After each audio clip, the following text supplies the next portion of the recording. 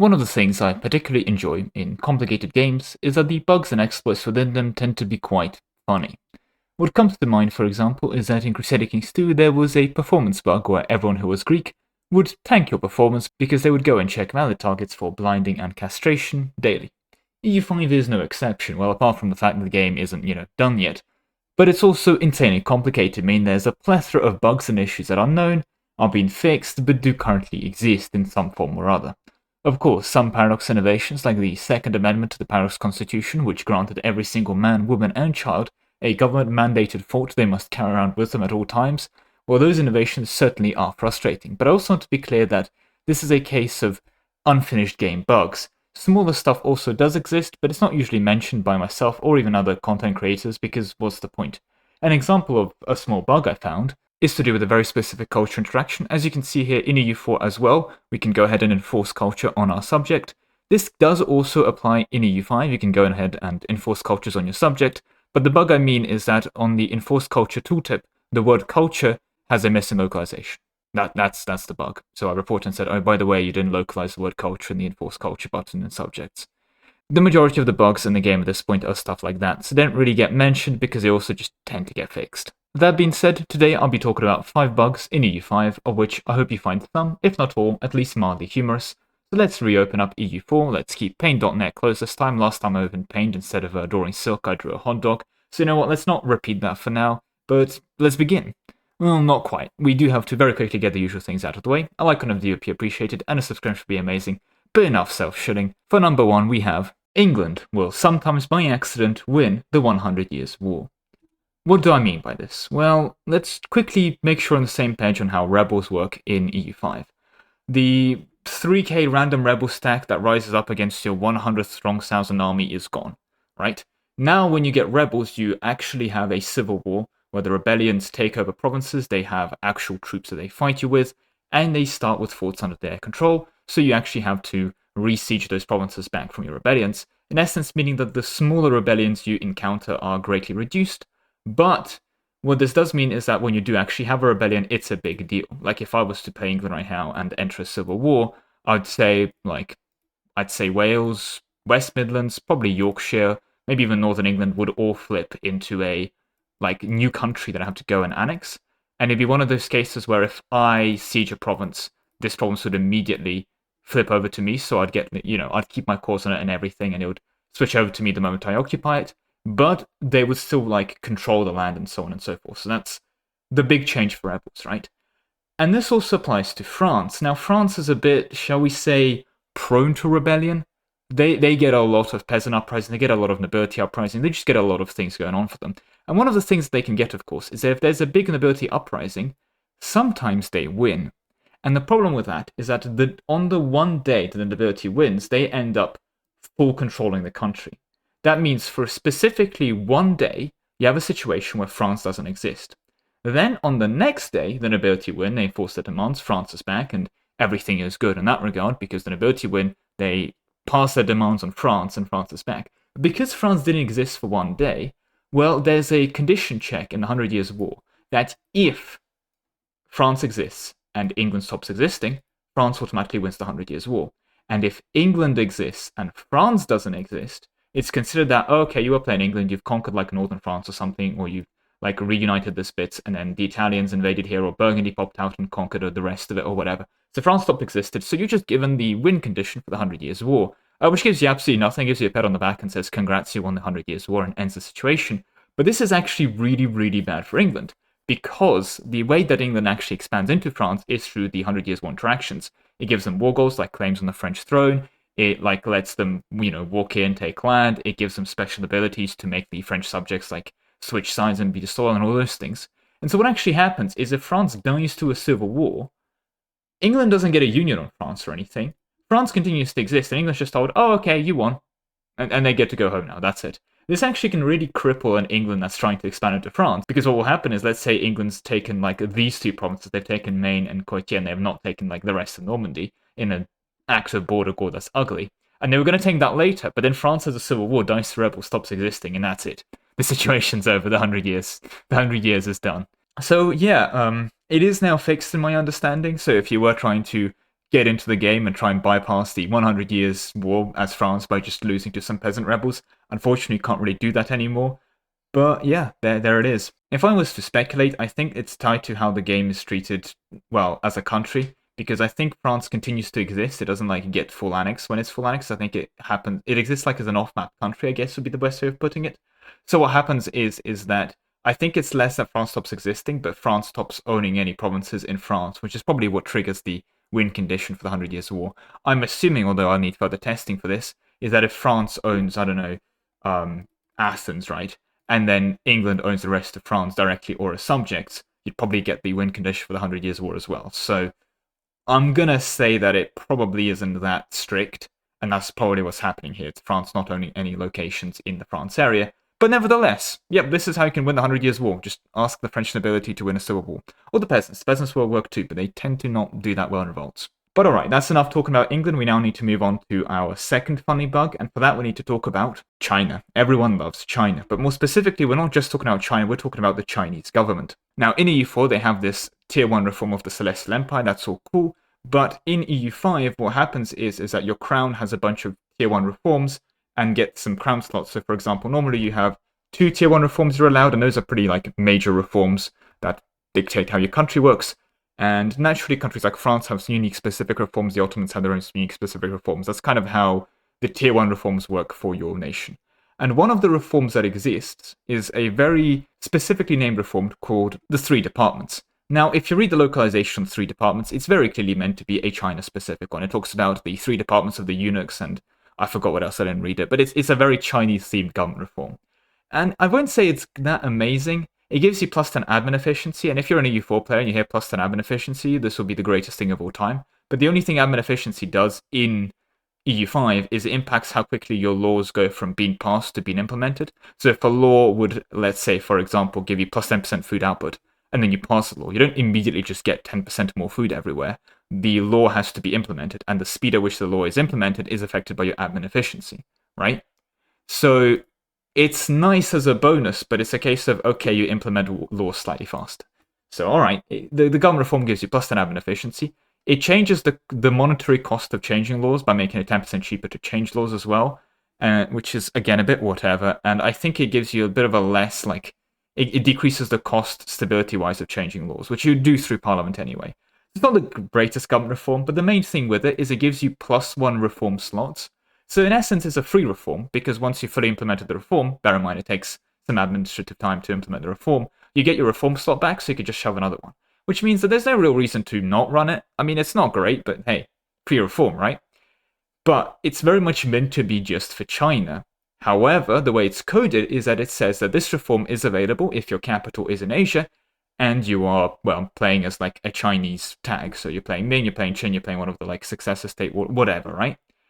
But that second bit of the code that checks that if you're playing as China, straight up doesn't work. And what I mean by that is that instead of having a condition for you have to be China or something, instead of being in a case where not even China can meet it, it just doesn't work as they've coded it, which means that everyone can pass the reform if your capital's in Asia. And I first noticed this because I want to do a quote-unquote tour playthrough. I mentioned Cyprus a couple of times, and the reason I keep mentioning Cyprus is that I decided to do a game where I just play on Cyprus and see how tall I can be on Cyprus. And I just developed Cyprus up a lot on the 7 locations. Kind of ran out of pops. I even went 150k to 350k pops, but at that point I was so urbanized, I was importing so much food, and I just had no, like, I had no more pops left in my country, so I've abandoned the run. But nevertheless, as Cyprus, I'm in Asia, because, like, Asia includes Anatolia here. Europe kind of ends at Byzantium, which means that I think it's a viable strategy as Byzantium on that patch to have your capital Constantinople, move it across the strait, pass the 3 departments reform, and then put it back into Constantinople if you can be bothered. Like, that's fine, that's viable, because the reform doesn't go away if your capital stops being in Asia. You only need to be an Asian capital to implement it, and indeed that just means, yep, every single nation in India had that reform. Everyone, like Majapahit, had the 3 departments. Random, like, actually, I don't know what's happening in Australia, so I wouldn't speak for them. But yeah, Japan definitely had the 3 departments. Korea, absolutely 3 departments. You know, all the Horde, you guessed it, 3 departments. Persia, 3 departments. It was a bit stupid, but basically the universal 3 departments, everyone just loved the Chinese style of governance, so that was a universally adopted policy by everyone and everywhere. And this was extra funny when you check around the AIs, because the AIs were very pro instituting free government reform policies, which makes sense, they're free. So they all just had it. Including, of course, another certain tag that has their capital in Anatolia. Yeah, the Ottomans would immediately pass the 3 departments. I don't think they see China at the end start, but you know what? That's not stopping them. They're getting the 3 departments. But alright, we've talked about the Chinese government. Let's move on to the next one. And for that, we need to talk about Provence. More specifically, that Provence gets around. And I'm going to start a little bit of a story. In my first EU5 game, I had a lot of pop-ups going up, but I do distinctly remember, as I was playing around, that I got a claim on the throne of Provence. And I was like, oh, neat, maybe some weird succession law. I can go claim the throne of Provence. And then I did a game as France for a bit, and I got a claim on the throne of Provence, and I was like, yeah, well, that makes sense. You know, I'm France, there's probably some dynastical ties to Provence, that's fair. And then I loaded in a game as Byzantium, right? This was for the YouTube short that I uploaded a while back. And so I was playing Byzantium, and I got a claim on the throne of Provence. And I was like, okay, there's got to be some wacky stuff going on, some weird Provence successions, but, you know, it just happens so. But then, when I load in as Hungary, do some looking around, seeing what the Hungarian reforms are. The Hungarians have a lot of cool stuff going for them, actually. I'm looking forward to Hungary. I definitely think I want to do a Hungary campaign, like a full Hungary campaign, full Hungary playthrough. Like, urbanizing Hungary is going to be relatively interesting, and the thing with Hungary is a lot of your country is owned by the nobility. Anyway, enough nerding it out about Hungary. Well, I was playing Hungary, right? Only did a little bit of time, then I noticed I got a claim on the throne of Provence. At that point, I was also not the only one noticing the universal desire to claim the throne of Provence. So there were some other creators that also took a little bit of digging, and it was revealed that the succession line of Provence, well, once the guy, who I think is like 65 at game start or whatever, he's pretty old, dies, there are 900 claimants to the throne of Provence. I don't know why, I don't know Provence history, but Provence gets around, okay? Now, I don't think this has been fixed, because I don't think this was like addressed in a patch note or anything, but this has stopped happening. I don't see a universal claim to the throne of Provence. However, at one point in EU5, you would just like unpause the game, and everyone, I do mean everyone, would get a claim on Provence. 900 claimants to the throne of Provence. Okay? I mean, I'm sure there's some deep real-life lore as to why Provence has all of these claimants, or maybe it's just a paradox coding innovation. I'm going to go with the latter on this one. But yeah, if you wanted Provence, you just had Restoration of Union Provence. And the best part is it would last 4 years. And at that point, none of the AIs would really go for it, I'd notice. So it would just end, and the game would continue absolutely normally. So this had practically no in-game impact. But it does mean that if you're playing the game, you could just get Provence as a PU in like a 4-year window right after game start, basically. Why? What you do with the PU on Provence, that's up to you. But, you know, it's available, right? Provence is available if you want to go take it.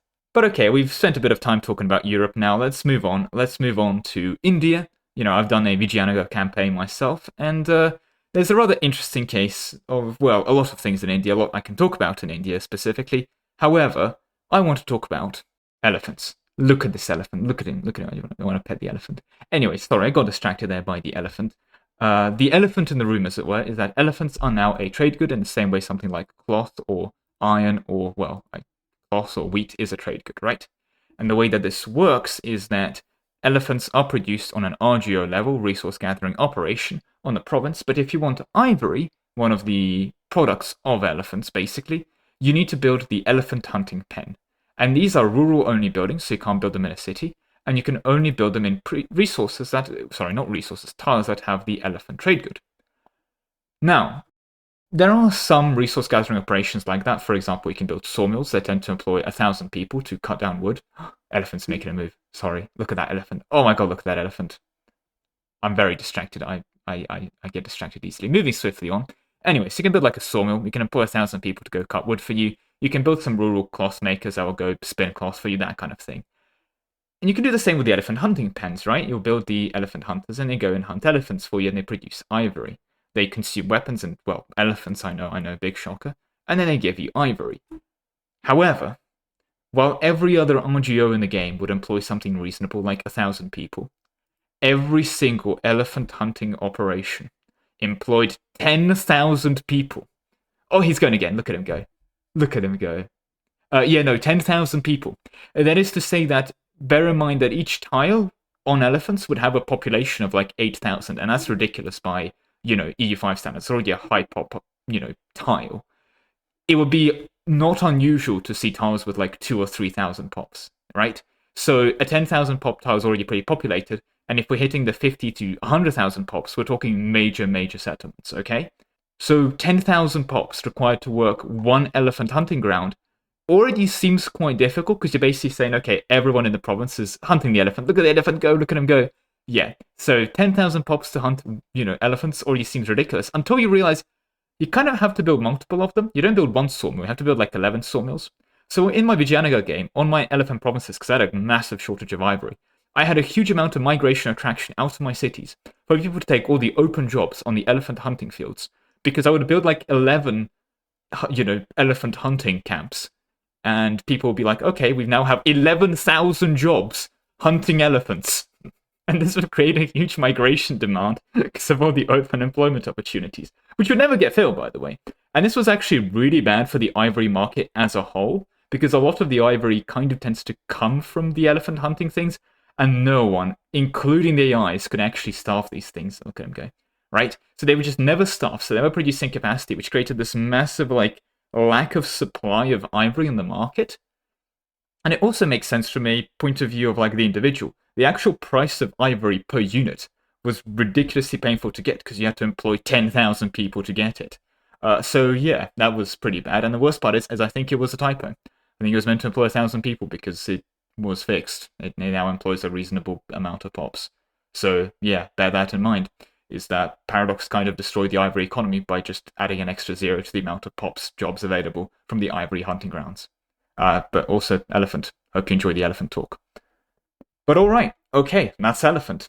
Now that we've talked about elephant, it's time to talk about my favourite subject, alcohol. Well, we're looking at wine here, but more specifically about why exploration is haram. Now, these seem a bit unrelated, but I promise you there's a reason I've saved the best for last here. How does one explore in EU5? In EU4, relatively simple, right? You grab some light ships, you hire an explorer if you have the quest for the New World, and you go click on the explore areas. In EU5, you need to do a relatively similar setup, but you need to hire an explorer and then fund the expedition both with money and with goods. And one of the goods that's required for setup and exploration is going to be some form of alcohol. Namely, the sailors are going to need rum, and the main explorer dude is going to need liquor. And you might be saying that seems a bit unrealistic, but, I think it's not unreasonable to say that sailors consumed alcohol in the form of rum. I mean, there's a bit of a stereotype around it, dare I say. And explorers would frequently not be exploring sober. And before you go blame them, I want to make sure everyone is very aware I am not going to Brazil sober. This is part of my union contract. No, I'm not going to. In fact, make that South America. I am not going to South America sober. This is not a point of negotiation. I completely understand the requirement for liquor for me to go and explore a place, right? That's okay. That's reasonable. And normally it just gets done, right? Because when you go and set up the exploration for an area, you just go to your local market, you buy the liquor for it, and there you go, you've started the expedition, you even created some demand for liquor in your local market. That's all great, right? Second problem, Islam. Islam prohibits the consumption and production of alcohol. And I'm not talking about religious doctrines, or I guess I'm talking about religious doctrines. That means literally in EU5, if you are inside of a Muslim country, you're both prohibited from producing alcohol and consuming alcohol. Meaning that basically, if there's any Muslim-dominated market, which is most countries that would, be in the Muslim world, you can't have any alcohol in your market. And this makes sense, right? Alcohol's pretty haram, so therefore no alcohol, right? That all works absolutely fine. However, you still need to give liquor to your explorers to explore. What this means is that at the moment, Muslims don't explore at all. They literally can't. Because Muslims would create exploration setups where they want to go and explore a place, right? They would go spend the money on the explorer, and then they'll start getting all the goods ready for them to start exploring. Like, they prepare food for the expedition, they'll buy some lumber to make the boat, as it were. If they don't have the boat, they would go get some weapons for the exploration, right? But then they'll need to procure liquor. And they can't make that liquor themselves because, it's haram, they can't produce it. And they can't buy it because the market has banned the production and import of liquor, which means they can never start exploration because they don't have access to liquor. And that's kind of the situation in EU5 right now, to which the conclusion is, again, very simple. Alcohol, and hence exploration, is explicitly haram. I guess it's one way to make sure that the Europeans explore instead of the Ottomans. But it doesn't prevent colonization. Like, if you let the Europeans explore and then you find out, through maps that the Europeans have explored the Caribbean, it doesn't stop the Ottomans colonizing the Caribbean. But, no exploration for yourself. I'm not sure how they're going to fix this one, but this is quite a funny exploit. And again, I just want to make it known that, indeed, exploration is haram. Right, well, this is certainly more of a conversational video, but I hope you enjoyed nevertheless. But with that all being said, that is unfortunately all the time I have for you either way. Thank you very much for watching, with a special thank you to all my channel members, especially Ark, Soda, Suleiman, Lord Zendikar, Nikas, Nanhatan, Star72, The Awesome Rabbit, Vesper Gaming, Grandma Flavia, Lebarude, W Haste, Sol, Anthony35, AC Napper, Conspiracy Pizza, Yukata, Dunray, Malvi, Jack, Ryland, Stuart Allen, Andrew Black, Nebula, Zentronic, and Twiner.